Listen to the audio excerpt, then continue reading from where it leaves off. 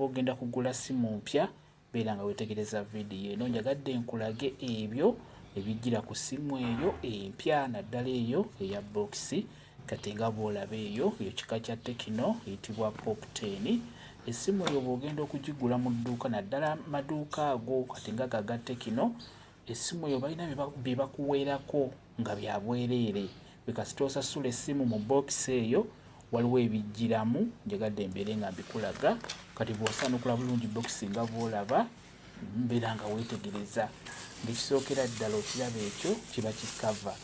Kikava kya ku ssimu ekyo kijjiramu mu bookisi, tebalina kigguza, kibeera kikyo kiba kiri ku ssente ezo z'osasudde essimu.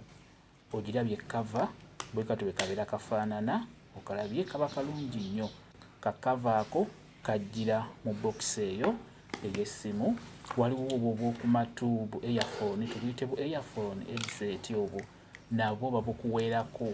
Obulabye buba bulungi nnyo, bubeera mu original, bujjira mu bookisi omwo munda mu bookisi y'essimu. Eyo charger echarginga essimu nayo bagikuweerako, eba nnungi nnyo nayo. Kisooka eyo charger yaayo original ebeera ejjuza mangu essimu.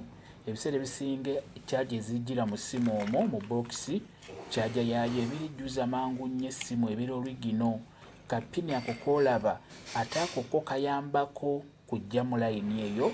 Bw'olaba nga bookisi y'essimu nga mulimu kapini ako koolaba, kaba okimanyirawo nti layini egenda mu mabbali g'essimu.